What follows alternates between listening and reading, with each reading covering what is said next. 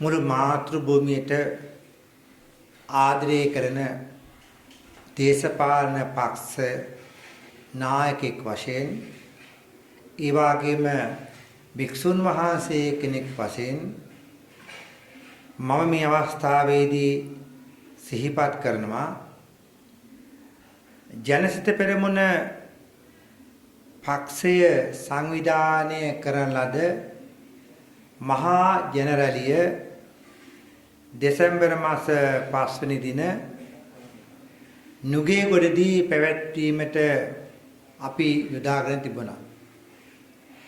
මෙම රැස්වීම මේ රටේ මහ විශාල වශයෙන් ව්‍යසනයකට පත්වලා තියෙන අවස්ථාවක අපි දේශපාලන වාසි ගැනීම තකා අපිට ජනතාව නොයෙකුත් විදිහකට කියන්න පුළුවන් ස්වාමින් වහන්සේලාට මේ වෙන විට දේශපාලන වාසි ගැනීම සඳහා රැස්වීම පවත්වනවා කියලා. නමුත්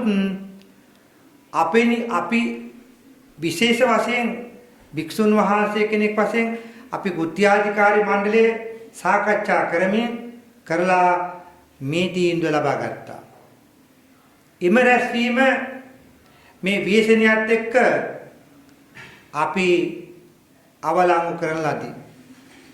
දෙසැම්බර් මාස 5 වෙනි දින සවස් 3ට නුගේගොඩදී ජනසිත පෙරමුණ ජනරැලිය පැවැත්වෙන්නේ නැහැ කියලා අපේ සියලුම සමාජිකයන්ටත් රටවැසියන්ටත් පක්ෂයට ආදරය කරන ජනතාවට මම මේ අවස්ථාවේ සිහිපත් කරනවා.